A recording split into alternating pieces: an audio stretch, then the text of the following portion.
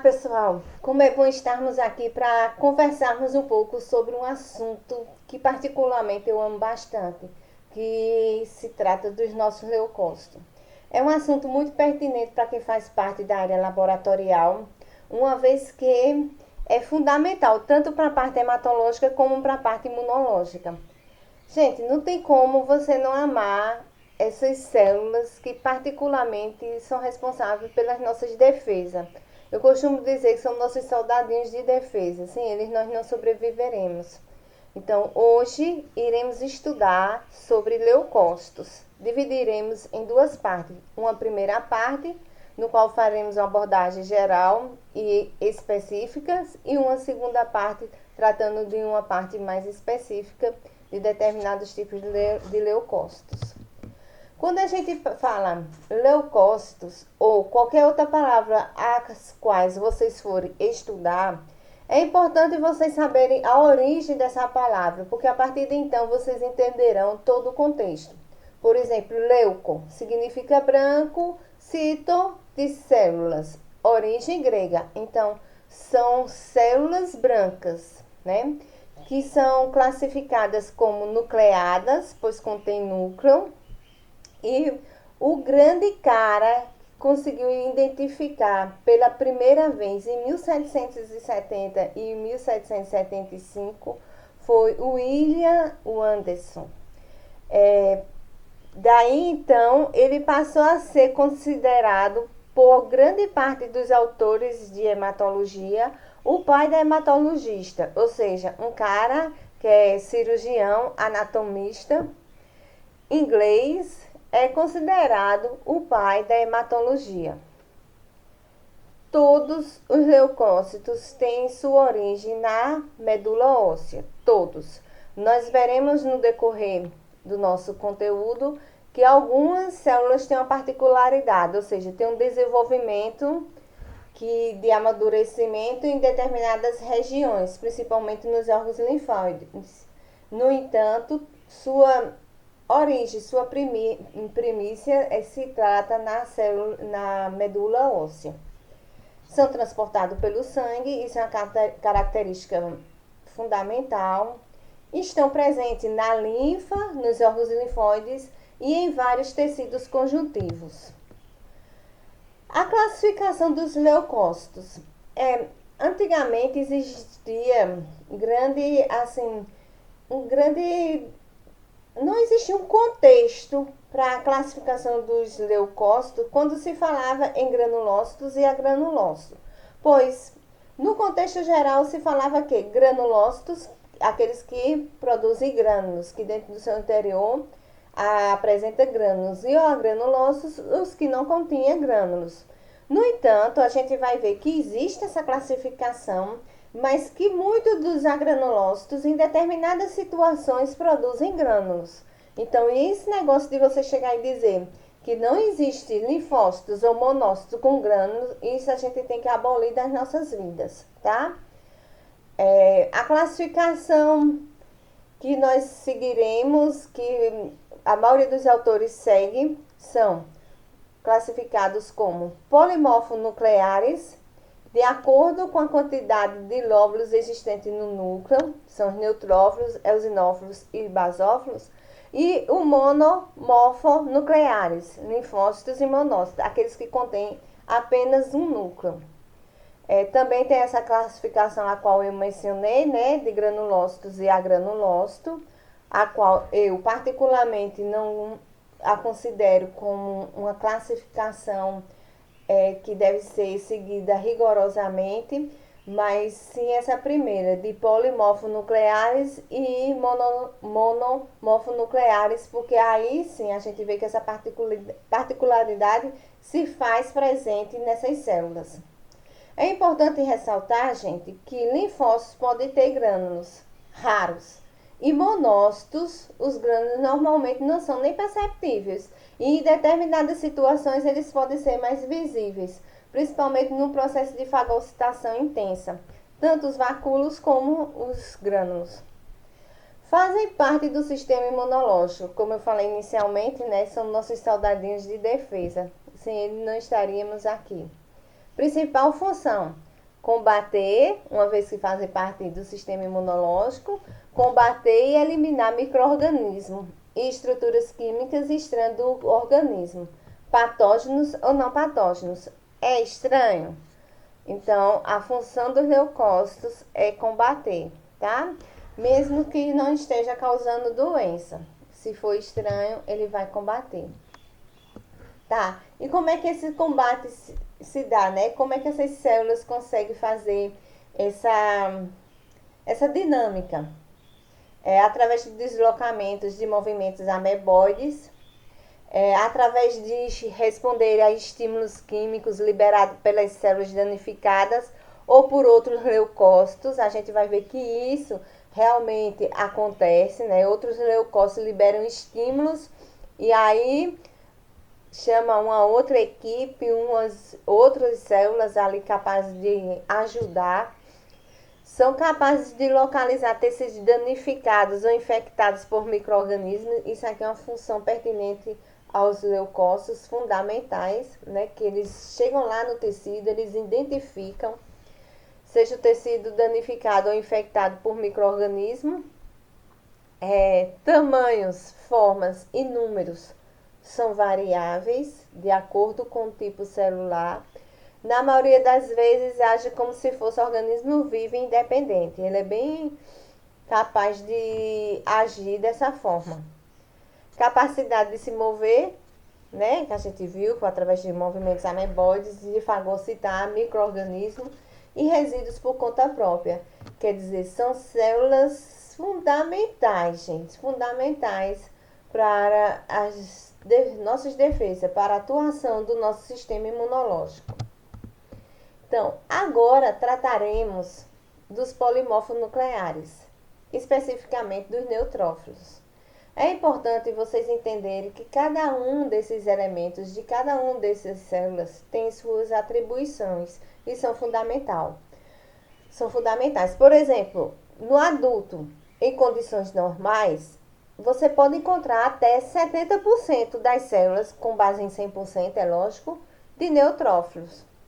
Eles são relativamente grandes, medem de 12 a 14 milímetro de diâmetro, manômetro de diâmetro. A vida média dele é variável, né? Ele pode chegar de 6 a 9 horas no sangue periférico, mas tem uma grande diferença aí, que nos tecidos ele pode viver até 5 dias. Núcleos, cromatina em grânulos, ou seja, ele contém grânulos, né? Por isso que ele está lá naquela classificação de granulócitos, nas formas de bastões ou dividido de 2 a 5 lóbulos.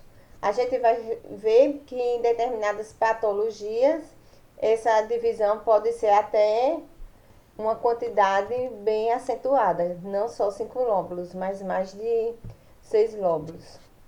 Citoplasma apresenta reação inteira aos corantes hematológicos e contém numerosos grânulos pequenos. A gente sabe que uma das evidências quando o processo de fagocitose está intenso, do processo infeccioso, é a acentuação desses grânulos. Então vamos lá, aqui está uma estrutura de um eosinófilo, de um neutrófilo. Lembrando que ele tem de 12 a 14 micromilímetros de tamanho, é uma das maiores. Aqui, se vocês prestarem atenção, nessa primeira célula é um bastãozinho. Veja que ele não tem a segmentação, tá bem formadinho aí. E no seu citoplasma, se a gente observar cuidadosamente, a gente vai ver os grânulos. Desculpa, tá, pessoal? Vou voltar aqui. Você vai ver os grânulos, certo?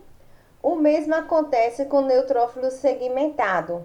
Veja lá os segmentos. Nesse aqui da nossa figura, nós observamos que ele tem 4 lóbulos. E é uma célula que atua contra micro-organismo. principalmente bactérias e fungos. Por isso que é tão importante fazer a contagem certinha, ser analisada direitinho no hemograma, porque ali a gente vai induzir a um processo, uma decisão médica, né, com relação ao processo infeccioso. Se é um processo infeccioso bacteriano ou fungicida, a gente com certeza vai encontrar grande quantidade de neutrófilos. Agora, nossos queridos eosinófilos.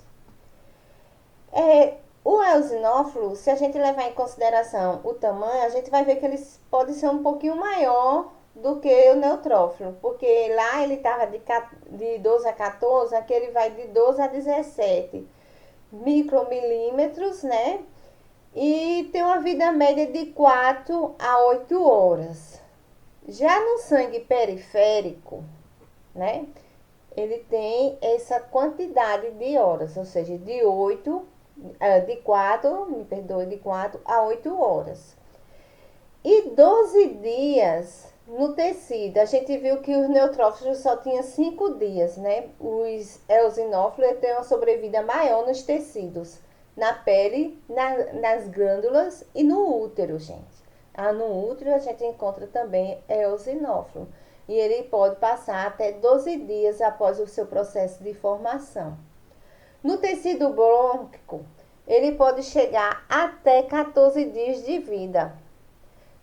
Olha, pessoal, é importante vocês observarem que a sobrevida celular vai depender, a sobrevida celular, principalmente aqui, a qual nós estamos estudando, que são os leucócitos, vai depender de qual tecido esteja inserido.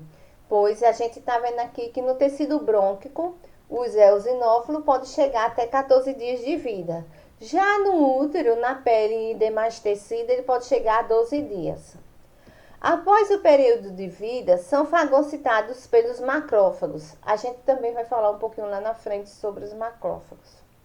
A morfologia não tem quem não conheça um eosinófilo, porque ela é bem evidente.